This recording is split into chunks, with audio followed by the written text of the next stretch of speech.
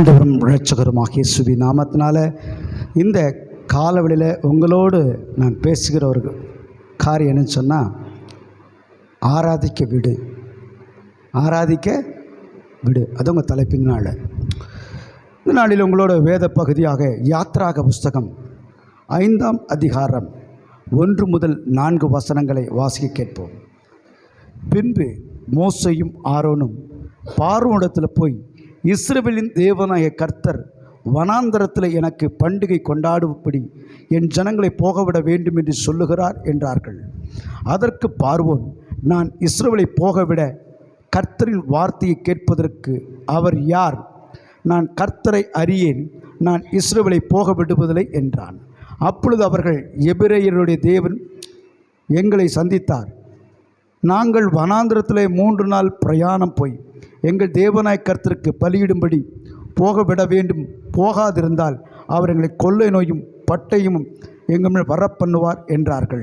எகிப்தின் ராஜா அவர்களை நோக்கி, மோசேயும் ஆரோனுமாகிய நீங்கள் ஜனங்களை தங்கள் வேலைகளை விட்டு களைய பண்ணுகிறது என்ன? உங்கள் சுமைகளை சுமக்க போங்கள் என்றான் என்று சொல்லி வாசிக்கிறோம். இங்கே இந்த நாட்களிலே நான் உங்களோடு பேசுகிற ஒரு தலைப்பு, ஆராதிக்க விடு. இன்றைக்கி ஆராதனை அப்படின்னா என்ன அப்படிங்கிற ஒரு கேள்வி இருக்குது. இப்போ நம்ம சர்ச்சுக்கு போகிறோம், என்ன சொல்லிட்டு வருவோம்? நாங்கள் எங்கே போகிறீங்க? சர்ச்சுக்கு போகிறோம். எதுக்கு போகிறீங்க? சர்ச்சுக்கு எதுக்கு போகிறோம்? ஆராதிக்கிறது தானே. ஆராதனை என்ன? ஆராதனை என்ன? அது மட்டும்தான் பாஸ்டர் எனக்கு தெரியல. மற்றபடி நெக்லஸ்ஸு, கம்மல், டிசைனெல்லாம் எனக்கு தெரியும். இதுக்கு நல்லா இருக்கும், மேட்சாக இருக்கும் அப்படின்னு லேடி சொல்லுவாங்க. ஜென்ஸ் சொல்லுவாங்க, எந்த பேண்ட் ஷர்ட்டு பசங்க சிரிப்பு வந்துருச்சு, இந்த பேண்ட்டுக்கு இந்த ஷர்ட் போடணும், இந்த ஷர்ட்டுக்கு இந்த ஷூ போடணும் அப்படின்னு நம்மளுடைய தேர்வு செய்கிறோம்ல. தேவன் ஒரு தேர்வு செஞ்சுருக்காரு. என்னென்னா, இந்த ஜனங்களை எனக்கென்று ஏற்படுத்தினேன். அவர் எதுக்காக நம்மளை ஏற்படுத்தினாராம்? அவர் துதியை சொல்லி வரணும், அவரை துதிக்கணும்னு. நம்ம சபைகளிலே மட்டுமில்லை, நாம் ஜெபிக்கிற இடங்களிலே, நாம் சந்திக்கிற இடங்களிலே துதிச்சுக்கிட்டே இருக்கணும். ஆண்டவரை ப்ரைஸ் பண்ணிகிட்டே இருக்கணும். அவர் துதிகள் மத்தியிலே வாசம் பண்ணுகிற தேவன். இங்கே ஒரு ஆராதனை பிரச்சனை இருக்குது. இந்த கிறிஸ்மஸ் வந்து சரிம்மா, அப்போ எல்லாரும் கிறிஸ்மஸ் பண்டிகையை கொண்டாடக்கூடாது, வேதத்தில் பண்டிகை கொண்டாடணும் சொல்லியிருக்கா அப்படின்னு சொல்லி எல்லாம் கேட்டாங்க. டிசம்பர் 25ஆம் தேதி தான் இயேசு பிறந்தாரா, அது ரோமர்களின் பண்டிகை அப்படியெல்லாம் சொல்லி ஒரு குரூப்பு வாட்ஸ்அப்பு, ஃபேஸ்புக்கு, மீடியாவில் பலர் பரிசுத்தவான்கள் பதிவு போட்டாங்க. நான் அதை பற்றி உங்களுக்கு பேசியிருக்கிறேன். ஆனால் இஸ்ரவேல் ஜனங்களை விடுவிக்கும்படியாக தேவன் மோசேயை தெரிந்து கொண்டார். மோசேயை தெரிந்து கொண்டு மோசேயும் ஆரோனையும் பார்வோனிடத்தில் அனுப்புகிறார். பார்வோனிடத்தில் அவர்கள் என்ன சொன்னார்கள் என்பதை பார்க்கிற வழியில் அழகா சொல்லுது. பின்பு 1ஆம் வசனம், யாத்ராகம் 5ஆம் அதிகாரம் 1ஆம் வசனம் சொல்லுது, பின்பு மோசேயும் ஆரோனும் பார்வோனிடத்தில் போய், இஸ்ரவேலின் தேவனாய் கர்த்தர் வனாந்திரத்திலே எனக்கு என்ன கொண்டாடணும்? அப்போ பண்டிகை அவர் என்ன செய்கிறாரு? கொண்டாடலாமா? விரும்புகிறாரா கர்த்தர்? அப்போ அவன் நீ யாரா கேட்கறக்கு பண்டிகை கொண்டாட வேண்டாங்கன்னு சொல்கிறக்கு? 25ஆம் தேதி இப்போ ஜனங்க பண்டிகை கொண்டாடுறது டேட் ஃபிக்ஸ் பண்ணிட்டாங்களா? இல்லை, பண்டிகை கொண்டாட போகிறாங்க. இவங்க போனால் தான் பண்டிகை, நான் கொண்டாடினாதான் பண்டிகை, நான் கொண்டாடாட்டி பண்டிகை இல்லை.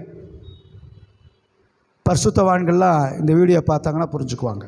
சரி, வேதம் சொல்லுது, இவர்கள் தேவனுக்கு பண்டிகை கொண்டாடும்படி அனுப்பிவிட வேண்டும்.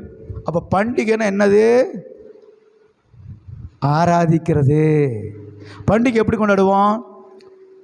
எதுக்கு அந்த பண்டிகை வந்து நம்ம ஆளுகளை சொல்கிற காரணம்னா, டிசம்பர் 25ஆம் தேதி வருஷ கடைசி, மாத கடைசியில் இந்த நோம்பி வந்திருக்குது, நம்மக்கிட்ட ஒரு பைசா இல்லைங்கிறான். ஜனவரி 1 வந்துருச்சு, நீ பெரிய கிராண்டாக கொண்டாடிட்டியா? எங்கள் மாதம் முதல்ல 1 வந்தால் எங்கே போகிறதுங்கிறான். இப்படி போட்டாலும் அப்படி சொல்கிறான், அப்படி போட்டால் இப்படி சொல்கிறான். சொல்கிறானா இல்லையா? அப்போது சரி, டிசம்பர் 25 வருது, ஜனவரியிலேருந்து பணம் சேர்த்து ஒரு குடும்பத்துக்கு இவ்வளோன்னு எடுத்து போய் வருஷத்தில் ஒரு அமௌண்ட் வருமா இல்லையா? அது உங்கள் குடும்பத்துக்கு போதுமானமாக இருக்குமா? செய்கிறதில்ல. ஆகிய கண்பானவர்களே, வேதம் சொல்லுது, பார்வோன் சொல்கிறான், நான் இஸ்ரவேலை போக விட கர்த்தரின் வார்த்தை கேட்கிறக்கு அவர் யார்? நான் கர்த்தரை அறியேன், நான் இஸ்ரவேலை போக விடுவதில்லை என்று சொல்கிறான். அப்போ நல்லா கவனிச்சுங்க, இன்றைக்கி நம்ம கற்றுக்கொள்ள வேண்டியது, இஸ்ரவேல் ஜனங்க எகிப்தில் 400 வருடம் அடிமைகளாக இருந்தார்கள். யோசேப் தான் முதலாக எகிப்தில் நுழைகிறார். எகிப்து மொழியில் எகிப்தில் நுழைஞ்சவர் அங்கே 2ஆம் அதிபதி ஆனார். அவருடைய சரித்திரம்லாம் நமக்கு தெரியும். அவர் அங்கே போய் அதிபதி ஆனவர். அங்கே ஆட்சி செய்யும்போது உலகம் முழுவதும் பஞ்சமாக இருந்தபடினாலே, எகிப்தில் தானியங்கள் இருந்தபடினாலே தன்னுடைய குடும்பத்தை அழைக்கிறார். தன்னுடைய குடும்பத்தாராக போய் அங்கே தங்குறாங்க. இவங்க பழைய ஏற்பாடில் சொல்லுவது 70 பேர் என்ன செஞ்சாங்க, போனாங்கன்னு. புதிய ஏற்பாடில் ஸ்தேவான் சொல்கிறார் 75 பேர். இந்த 5 பேர் அப்புறம் ஒரு நாளைக்கு டைம் இருக்கும்போது பேசுவோம். 75 70 விவாதிப்போம். இப்போ அங்கே இஸ்ரவேல் ஜனங்க எகிப்துக்கு போகிறாங்க. 70 பேர். 70 பேர் என்ன ஆகிட்டாங்க, மல்டிப்ளை ஆகிட்டாங்க. அப்படியே பெருகி பெருகி பெருகி பெருகி பெருகி மிகுதியான ஜனங்கள் ஆகிட்டாங்க. சொல்லப்போனால் எகிப்தோட அதிகமாகிட்டாங்க. அதுக்குள்ளே போன யோசேப்பு அவங்க குடும்பத்தாரெல்லாம் மறிச்சிட்டாங்க. யோசேப்புக்கு குடும்பத்தாருக்குத்தான் யெகோவா தேவன் கர்த்தர் யாருன்னு தெரியும்.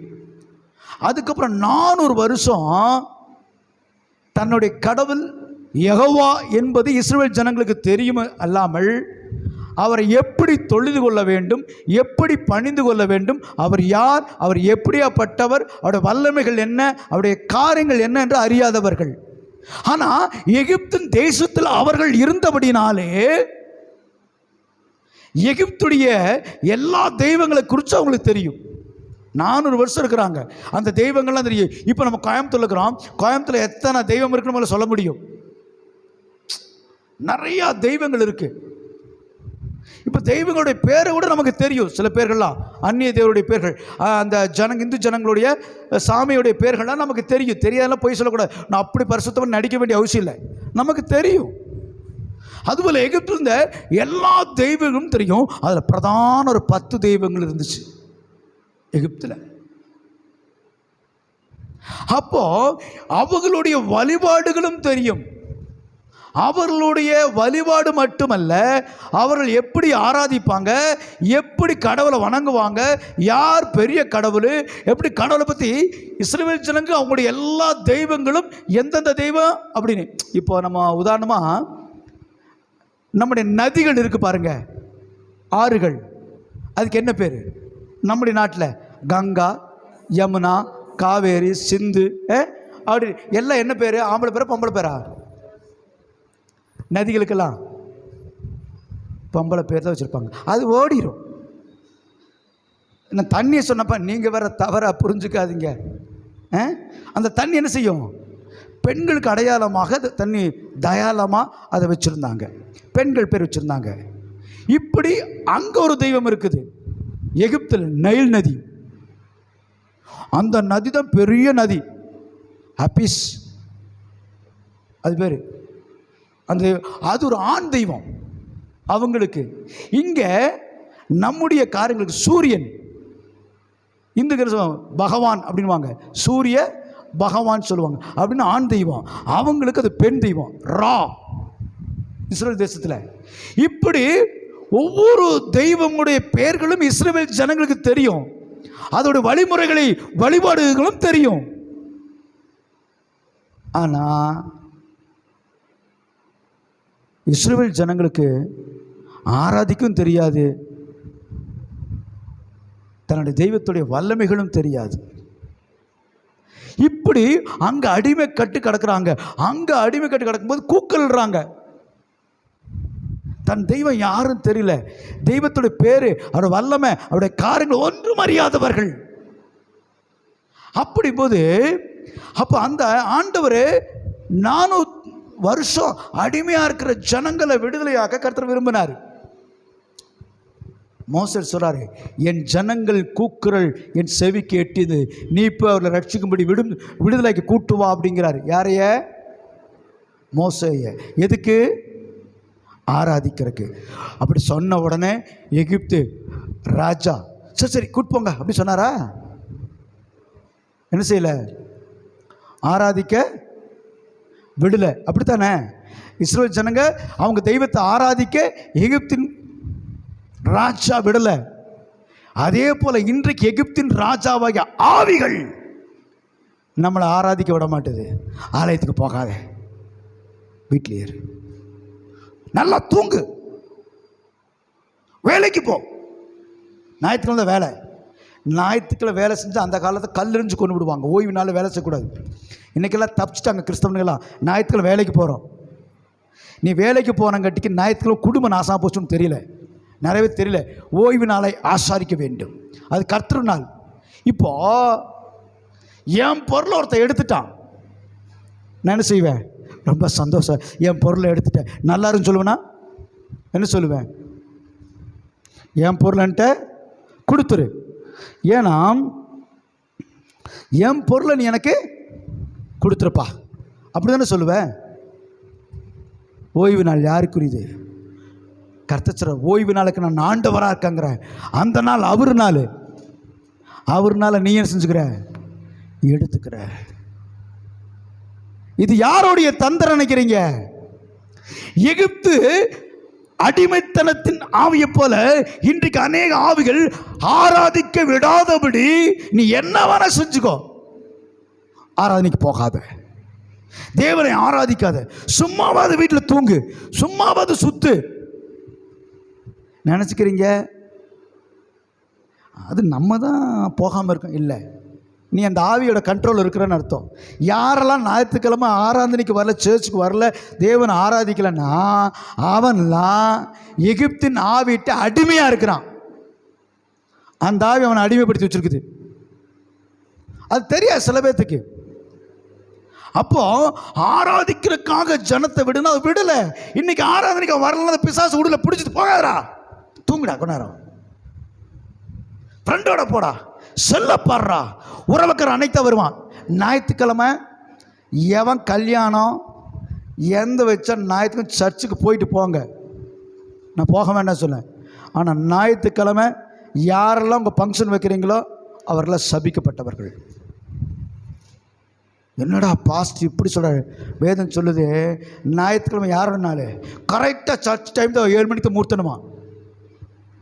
அப்படி மூர்த்தம் பண்ணி வாழ்ந்தவங்க வாழ்க்கை பார்க்குறமில்ல. 10 பொருத்தம் பொறுத்து பார்த்தவங்க நல்லாவா இருக்கிறாங்க? ஏன் சபிக்கணும் சொல்ல? சாபம் இல்லை. ஒருவன் கர்த்தராகி இயேசு கிறிஸ்துவில் அன்பு கூறாமல் போனார், அவன் சபிக்கப்பட்டவன்.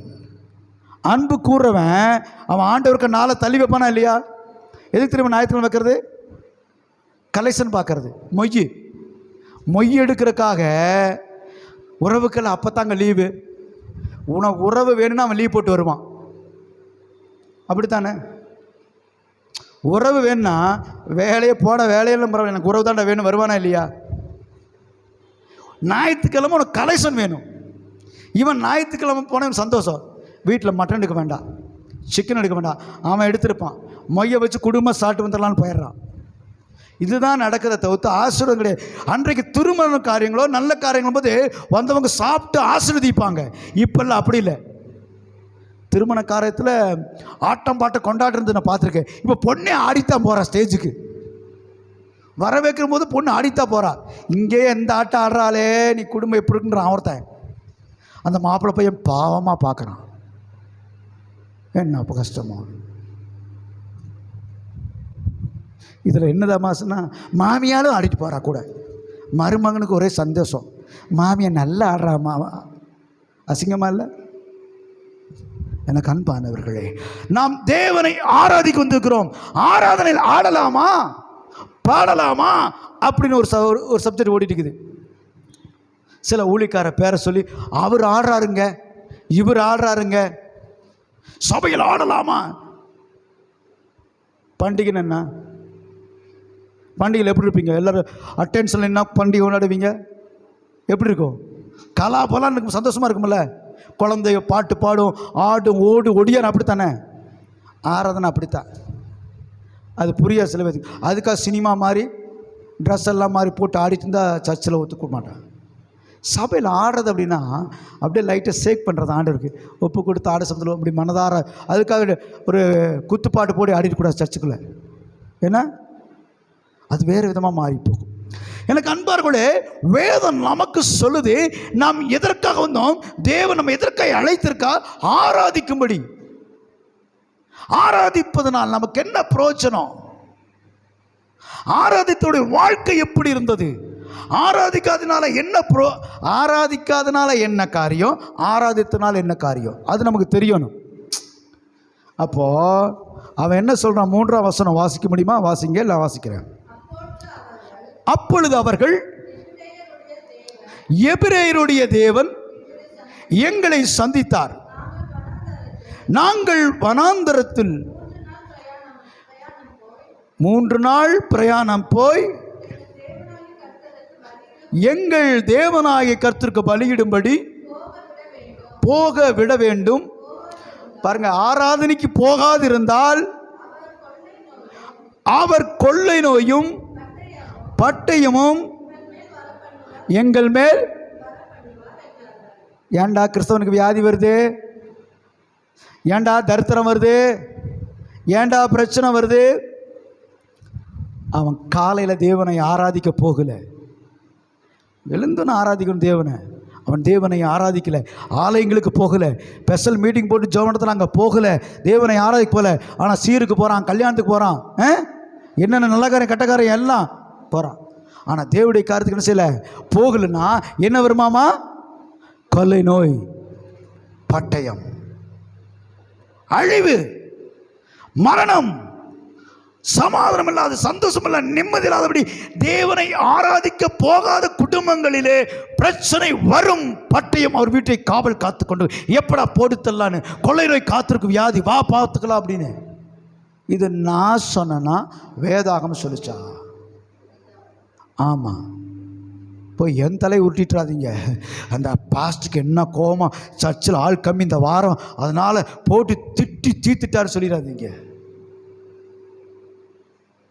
தேவனை ஆராதிக்கும்படி நான் செய்தி எடுத்துகிட்டு வரும்போது நீங்கள் வருவீங்க வராது எனக்கு தெரியுமா? எத்தனை பேர் வரணும் கணக்கு வச்சுட்டு வரேன்? இல்லை, இங்கே வந்து பார்த்தா ஆள் இல்லை இருக்கிறாங்க. அதை பற்றி ஐ டோன்ட் கேர், கவலையே கிடையாது. வேதாகம் நமக்கு என்ன சொல்லுது? அதுதான் மெயின் காரியம். அப்போ வேதாகமத்தில் பார்க்கும்போது அவங்க ஆராதிப்பதனால, ஆராதிக்காதனால என்ன வருமாமா? கொள்ளை நோயும் பிரச்சனையும் வந்து அடிமைத்தனம். அதனால தான் இஸ்ரவேல் ஜனங்க 400 வருஷம் ஆராதிக்க முடியாதனாலே அடிமைகளாக இருந்தார்கள். ஆராதிக்காதவன் எல்லாரும் அடிமையாக இருப்பான், சுதந்திரவாளியாக இருக்க முடியாது. யார் தேவனை ஆராதிக்கலையோ அவன் அடிமையாக, ஏதோ ஒரு விதத்தில் அடிமை இருப்பான். பாவம் செய்கிறவன் பாவத்துக்கு அடிமையா இருக்கிறான், கடன் வாங்கினவன் கடன் பட்டவனுக்கு அடிமையா இருக்கிறான். ஏதோ ஒரு விதத்தில் நீ அடிமையா இருப்ப. வியாதி உன்னை ஆண்டு கொள்ளும், பிசாசு உன்னை ஆண்டு கொள்ளும், பிரச்சனை உன்னை ஆண்டு கொள்ளும். நீ ஏதோ ஒரு விதத்தில் அடிமைப்பட்டு கிடந்திருப்பாய். ஆராதிக்கிற போது என்ன நடக்கும் தெரியுமா? வேதாகமம் சொல்லுது. ஆராதிக்கிறது குறித்து பார்க்க வேளையில் தானியல்னு ஒரு மனுஷன் இருந்தான். அவனை தூக்கி சிங்ககபில போட்டாங்க. படிச்சிருக்கோமா? சிங்ககபில போட்டாங்க. சிங்கங்கள் மத்தியிலே தானியல் இருக்கிறாரு. எதுக்காக? நீ ஜெபம் பண்ணக்கூடாது. ஜெபம் பண்ண எல்லா காரியத்தையும் ராஜாக்கு தான் தெரிவிக்கணும். எந்த ஒரு காரியத்தையும் மற்றவங்களுக்கு தெரிவிக்கக்கூடாது, ராஜாக்கு தான் தெரிவிக்கணும். அவன் ராஜாவோட கட்டளை அறிந்தபோது, நான் என் ஆண்டவரத்துக்கு ஐயா என்ன செய்யணும்? கும்பிடுவேன். மற்றவன் யாரும் கும்பிட மாட்டேன், நான் அவருக்காக ஜெபம் பண்ண. அதை அவன் ஏற்றுக்கொள்ளலை, தூக்கி சிங்ககபில போட்டாங்க. நான் சாட்டாக முடிக்கிறேன், வசனங்கள் அதிகமாக அலட்டிக்கொள்ளாதபடி. சிங்ககபில இருக்கிறாரு. இப்போ சிங்ககபில போட்டாங்கிறது நேபுகாத் நேசருக்கு தெரியும். தெரியுமா தெரியாதா? எதனால் போட்டாங்க கூட தெரியும். அவர் வந்து காலையில் விடியாமல் ஓடி வந்து கேட்குறாரு, ஜீவனுள்ள தேவனுடைய தாசனே, ஜீவனுள்ள ஆராதிக்கிறவனுக்கு என்ன பேர் தெரியுமா? ஜீவனுள்ள உயிரோடு கடவுளுடைய மகனே. நம்மாண்டவர் மரிக்கல, அன்றைக்கும் உயிரோடு இருக்கிறார், இன்றைக்கும் உயிரோடு இருக்கிறார். ஆமென். அவன் சொல்றான், ஜீவனுள்ள தேவனுடைய தாசனே, நீ ஆராதிக்கிற தேவன் சிங்கங்களில் வாய்க்கு உன்னை தப்புவிக்க வல்லமுள்ளவராய் இருந்தாரா? ஆம் ராஜா, நீர் என்றும் வாழ்க. நான் உமக்கு முன்பும் என் தேவனுக்கு முன்பும் குற்றமற்ற நான். சிங்கங்கள் சேதப்படுத்தாதபடி தேவன் தம்முடைய தூதன் அனுப்பி வாய்களை கட்டி போட்டார். உனக்கு விரோதமா பேசுற எல்லா வாய்களையும், உன்னை விழுங்கி போடலாம் நினைக்கிற வல்லமைகளையும், உன்னை அழிக்க நினைக்கிற வல்லமைகளும் தேவன் கட்டி போட வேண்டுமானால் நீ ஆராதிக்க வேண்டும். இவன் ஆராதிக்கிறவன் என்று சொல்லி அந்த யாருக்கு தெரிஞ்சிருக்குது? நேபுகாத்நேசருக்கு தெரிஞ்சிருக்கு. நீ ஆராதிக்கிறது பிசாசுகளுக்கும் அசுத்தாவிகளுக்கும் மனிதர்களுக்கும் தெரியணும். நீ ஆராதிக்கிற ஆராதனை, சிலர் சொல்லுவாங்க, நீ ஆராதிக்கிற லட்சணம் தான் எனக்கு தெரியுமே சொல்லுவாங்க. நீ ஜெபிக்கிற லட்சணம் தான் தெரியுமேன்னு. எந்த லட்சணமாக இருந்துட்டு போகுது, நம்ம லட்சணம் வேறு. ஆமென். கர்த்தர் நல்லவர். வேதாகமம் சொல்லுது பாருங்க, நீ ஆராதிக்கிற தேவன் உன்னை தப்புவிக்க வல்லவராக இருந்தாரா? அப்படி தேவன் நல்லா கவனிச்சுங்க. நம்ம ஆராதிக்கும் போது, ஆராதனையில் கலந்து கொள்ளும்போது, ஆராதிக்கும் போது தேவன் நம்மை தப்புவிக்க வல்லமையுடையவராக இருக்கிறார். ஆராதனைக்கு போனாதான் உனக்கு விடுதலை. நீ எந்த வியாதி, எந்த பிரச்சனை, எந்த போராட்டம், மனத்தில் கவலை, சஞ்சம், பாவம், அக்கிரமம் நம்மள்ட்ட விலகலை, தேவனுடைய ஆலயத்துக்கு வந்து பாரு, ஆராதிச்சு பாரு. உன் பாவம் உன்னோட விலகி போகும், உன்னோட வேதனை உன்னோட விலகி போகும், அசு தாவி போகும். நீ யாருக்கிட்டே போய் தலையாக கொடுக்க வேண்டாம். நீ சர்ச்சுக்கு ஒழுக்கமாக போனாவே போதும், பிசாசு போயிடும். நான் சொல்கிறேன், ஒழுக்கமாய் தேவனை பற்றி கொண்டு ஆராய்ச்சி ஜெபிக்கிறவங்களுக்கு சொல்கிறேன், உனக்கு விரோதமாய் மந்திரங்களோ அசுத்த வல்லமையில் எழுந்திருக்க முடியாது. ஆமென். இஸ்ரேலுக்கு விரோதமாய் மந்திரம் இல்லை, யாக்கோபுரமாய் அப்படியே போட்டிருக்கு. யாக்கோப்புக்கு விரோதமாய் அப்படியா? எப்படி நான் எப்படி சொல்ல பார்க்கலாம், தெரியல.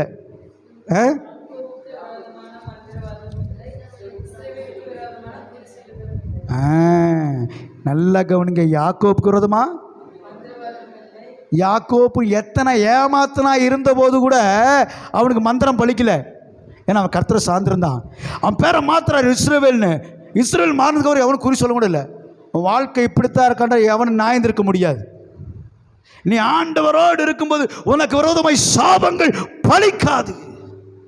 காரணமில்லாத சாபங்கள் உண்மையில வந்து பலிக்காது. நீ அதுக்கு பாத்திரமானா தப்பு செஞ்சா வரும். புரியுதா?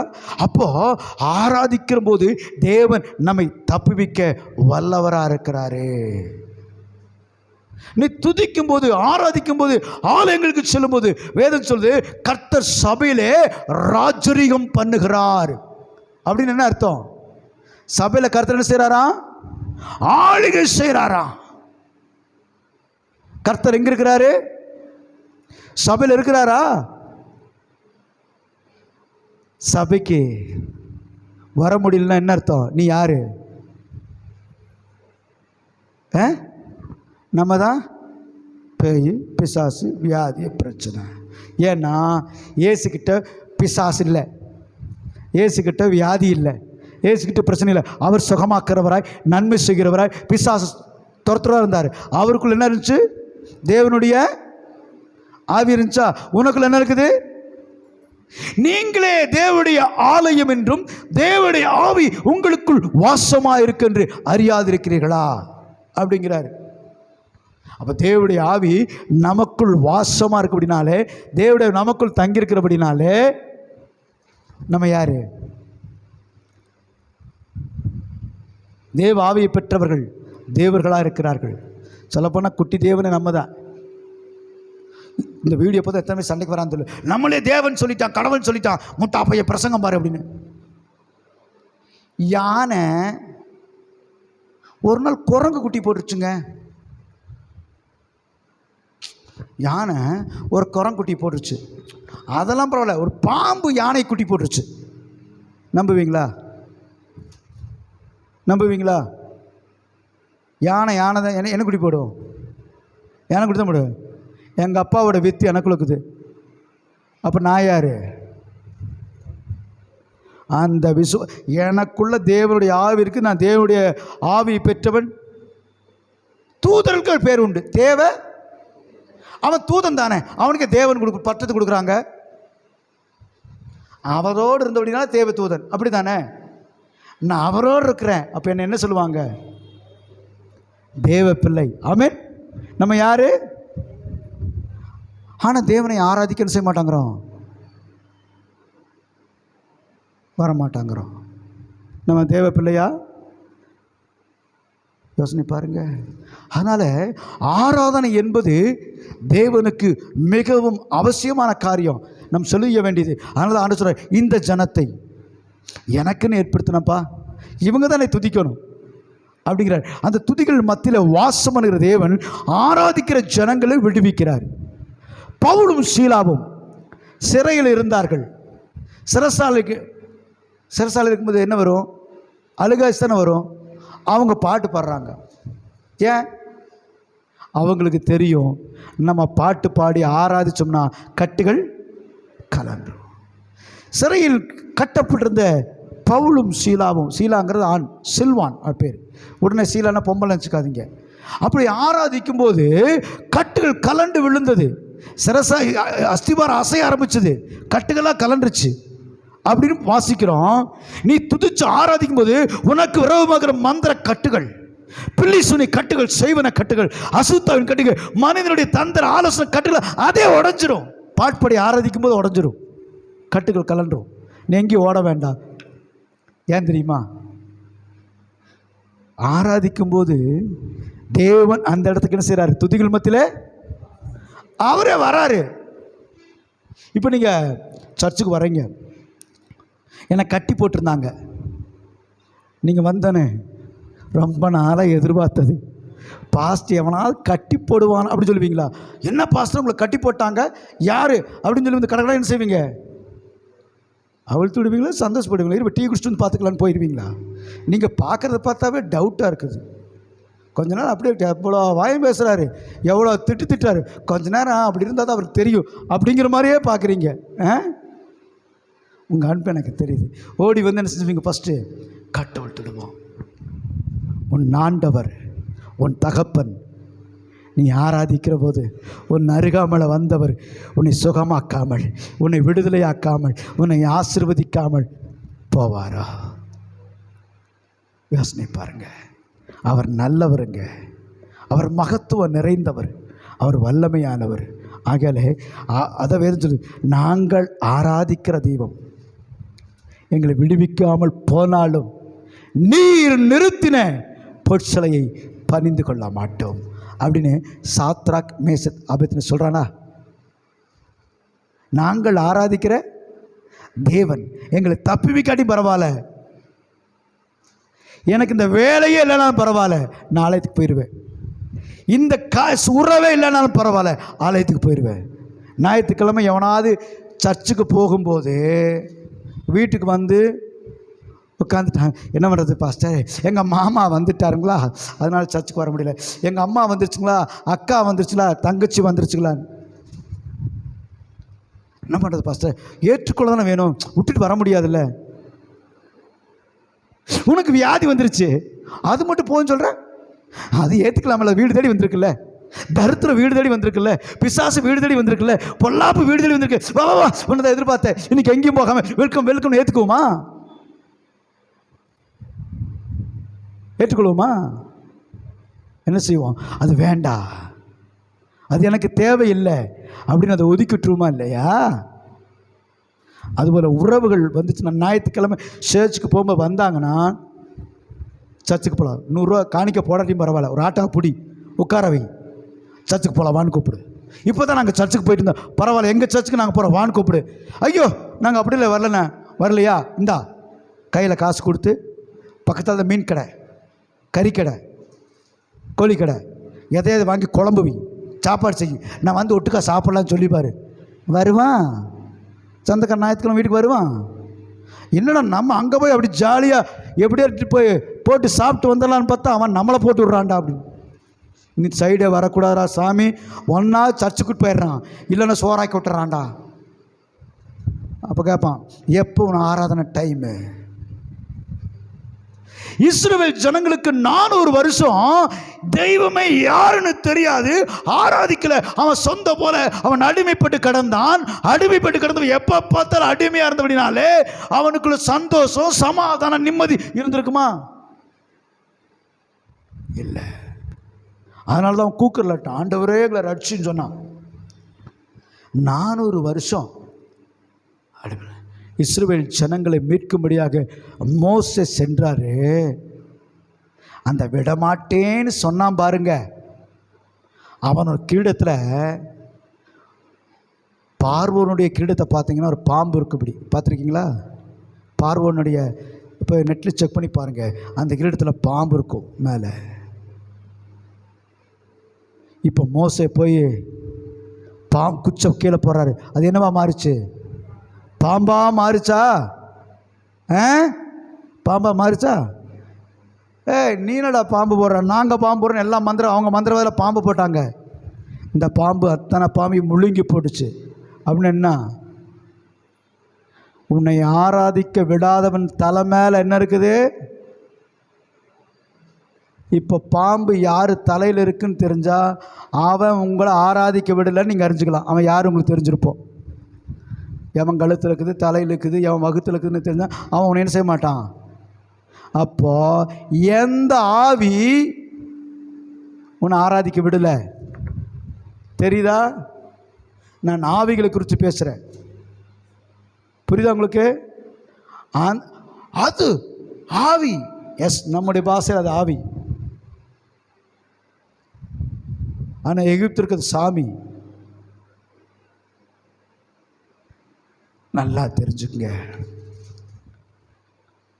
எல்லா பாம்பையும் மோசையின் கோல் அதிகாரம் முழுங்கி போட்டது போல உனக்குள்ள ஒரு அதிகாரம் எல்லா வல்லமைகளும் முழுங்கி போடணும். ஆமென். நீ ஆராதிக்கிற போதுதான் உனக்கு விரோதமான வல்லமைகள் எழும்பாது. அதனால தான் நான் ஒரு தலைப்பு வச்சேன் இந்த செய்திக்கு. என்னது?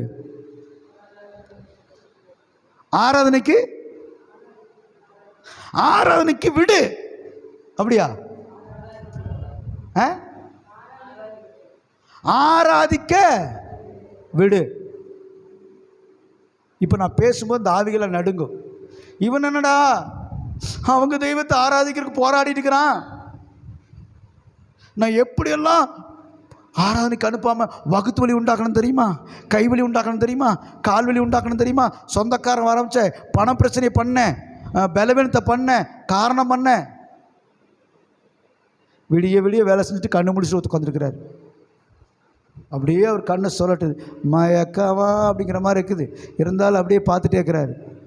சொன்னோன்னு அவங்க பையனுக்கு ஒரு சந்தோஷம், எங்கள் அப்பா பற்றி தான் பேசுகிறாங்க அப்படின்னு ஒரு சந்தோஷத்தில் பார்க்குறான்.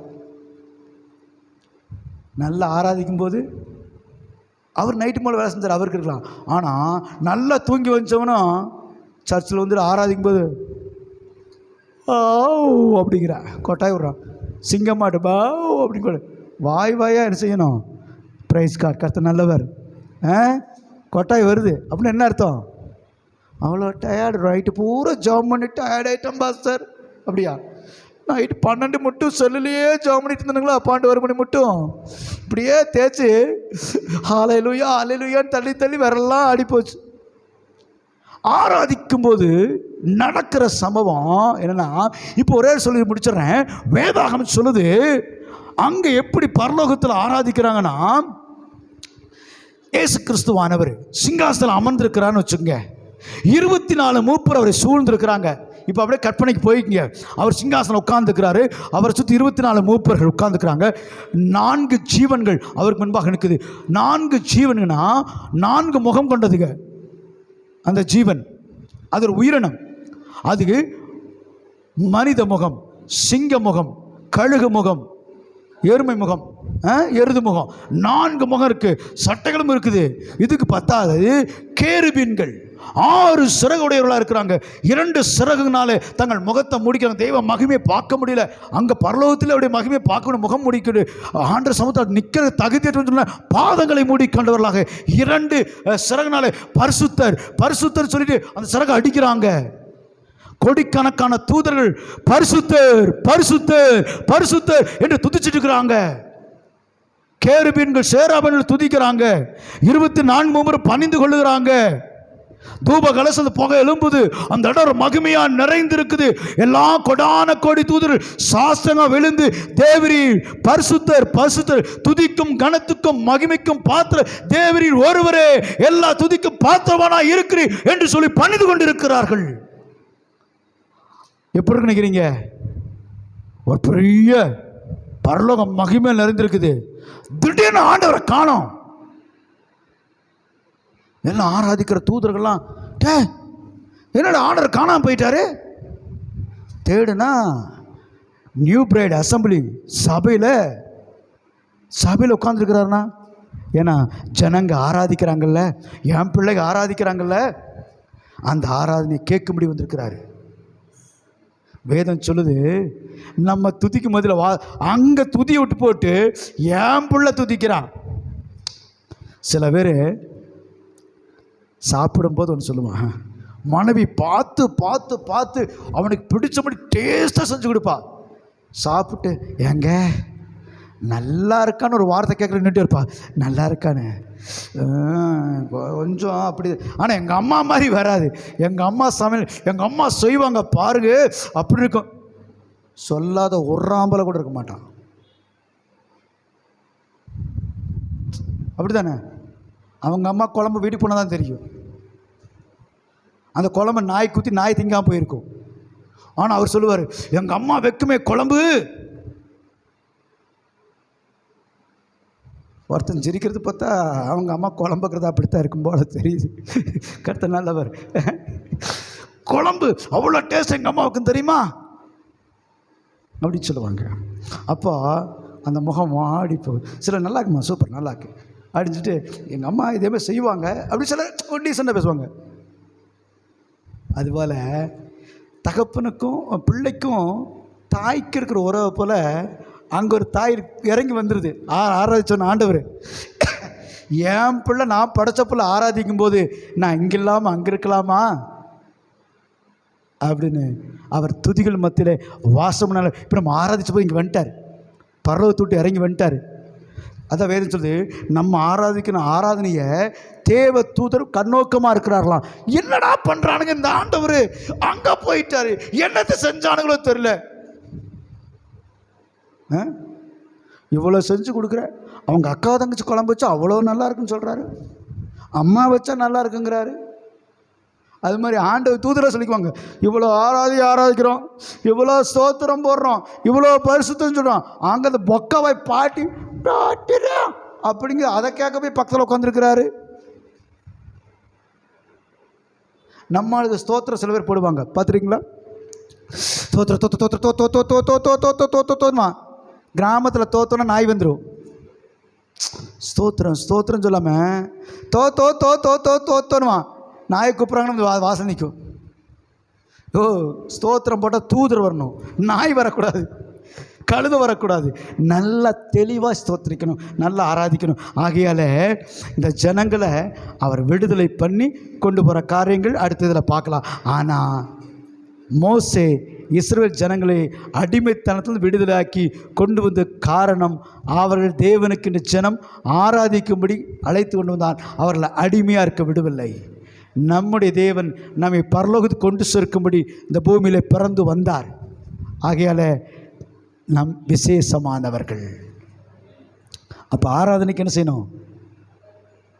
நம்ம பிள்ளைகளை அனுப்பிவிடணும். ஆமென்.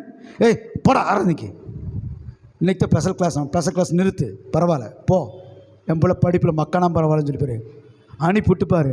அங்கே நீங்கள் அனுப்புறது தெரிஞ்சால் ஆண்டவர் அந்த டைமிங்கெல்லாம் மாற்றி கொடுத்துருவார். பிள்ளைகளுடைய என் பாஸ்டர் ஒரு நாள், அந்த ஒரு நாள் தான் உயிர் போயிடுச்சு, ஏற்றுக்கொள்வியா? தேவனுக்குரியது.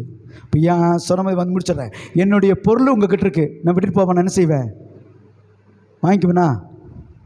அவருடைய நாளை நீ எடுத்துக்கிட்ட விட்டுருவாரா? கவனிச்சுக்கங்க. அவருக்குரியது ராயனுக்குரியது ராயனுக்கும், தேவனுக்குரிய தேவன். மிச்ச நாள் பூரா ராயனுக்குரியது செலுத்து, தேவனுக்குரியது தேவனுக்கு செலுத்து. அதான் ஆராதனை. கர்த்தர் நம்மளை ஆசீர்வதிப்பார். கண்களை மூடி நம்ம ஜெபிப்போம்.